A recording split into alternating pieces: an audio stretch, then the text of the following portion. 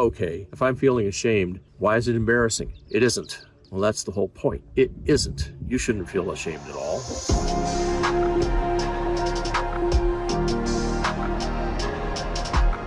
Hi guys, so I'm actually in Arizona and I'm with a friend of mine, Eric, who is the head of research at Two Paths and also a good friend of mine. Howdy. Just to keep it short, Eric really helped me when I was going through my own struggles. As many of you know, Eric really became a shoulder to kind of lean on. Yeah, rather than kind of a mentor, I'd say. And Eric's got an absolutely fantastic and very empowering story. He was an inspiration to me to get through the challenges that I was going through. And he's just definitely one of the smartest guys I've ever met. So I will pass the mic over to Eric and let him introduce himself and tell a little bit about his journey. And I'm sure you're going to find it pretty inspiring. Cheers, guys. Yeah, so the microphone is aware. Yeah, that's the inside joke about me. I'm totally blind here, folks. These eyes are prosthetics. Now, what that has to do with this? Well, it takes a lot to navigate through life when you can't see where you're going. The challenge, though, is when you have to deal with other disabilities, and one very nearly killed me last year. But here's the thing, I'm still here. I don't know many people who can say they've survived a massive infection that should have killed them, been blind more than half their life, and still have an upbeat attitude. Well, part of it is positive mental attitude. Most of the rest of it is keeping busy, doing things that interest me, research being one of them. And of course, there's little vacations like this. We're out here at Tono National Forest. In fact, we're at the Tono National Bridge just outside of Payson with the Mogollon Rim in the background. So, anything else you want to know?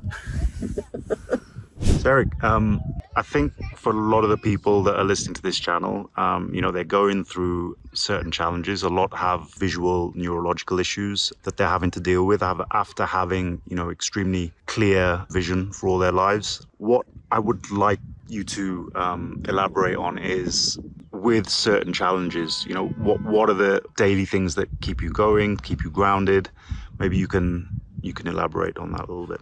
Well, I don't really have to worry about seeing. In fact, for me, prior to acquiring the prosthetics back in 2011, I was low vision since 1989, and it was a very distracting world. Very hard to keep grounded in. Once they removed the eyes, though, completely different story. Now I don't have to worry about all the distractions. Sure, my brain still plays tricks and says, oh, hey, there's some data here, only it turns out it ain't real. But hey, you learn to deal with that. Other than that, it's all about experiencing life the only way you really know how, like right now, in the moment. And hey, if anybody wants to complain about it, that's their problem. And when you say, you mentioned living in the moment, I think that's extremely important for people who are healing, because often when people get into, the rabbit hole of kind of chronic illness, all they tend to worry about is what's going to happen in the future, or why did this happen to them? What event instigated it?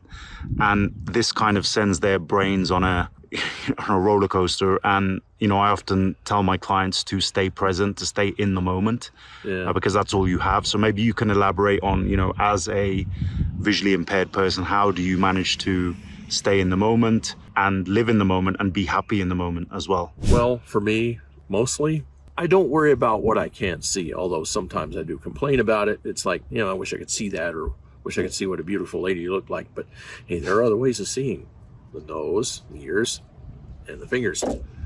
There's a lot that happens in the world that most people don't pay attention to, because they're looking around with their eyes and they're not really seeing what it is they're looking at. They're just, okay, that's something else. But most people, when they get stuck in the perseverative loop of chronic illness, their brain is caught on, okay, what's happening down the line, what happened, and they get all kinds of depressed. I gave up trying to figure out what happened. I already know what happened.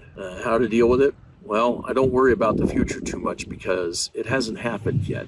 And any big problems, it's a simple matter of break them down into small little chunks, and you solve each chunk in turn.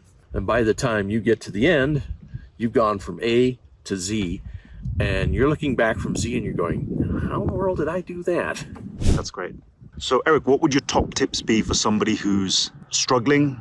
The doctors have been no help to them whatsoever, and they're looking around for success stories, they're trolling Facebook, their family and relationships are beginning to suffer. They feel a sense of shame as well. I think that's big with people in the chronic illness community. What would you say to those people who are really kind of going through the dark night of the soul, really kind of going through hard times right now? Well, believe me, until they get to near-death experience, there is no shame. And even then, there is no shame. If you feel ashamed, probably the first question you should ask is why?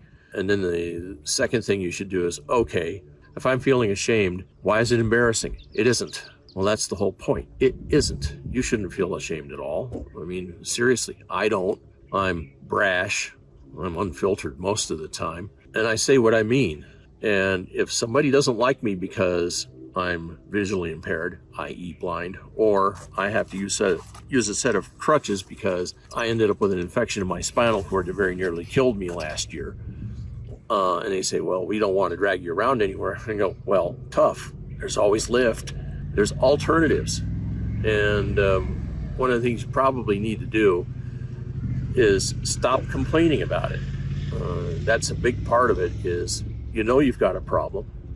Complaining and talking about it all the time isn't really going to help you. All it's going to do is just stick you right back in this circular thought pattern that there's no way out of. Your best bet is get a little creative. Okay, find something you can do. Find something that you can enjoy. Once you get your mind immersed into that, well, you forget about all the little problems. And yeah, the little problems are little. They're solvable. And as far as relationships with your family goes, it takes both sides in order to make that work. Of course, extending an olive branch never hurts. But if your family wants to be a bunch of asses about it, well, that's on them. If, however, they're willing to help, you just have to inform them that it's on your terms. If they want to be over helpful, you just tell them, well, hold it, back off a little, let me handle this first. And if it's beyond my ability, then I'll ask for help.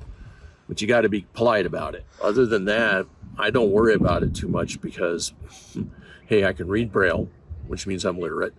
I can listen to music all day long. I've got an entire movie library on a 5 terabyte disc, 3,000 different films that I've collected over the years.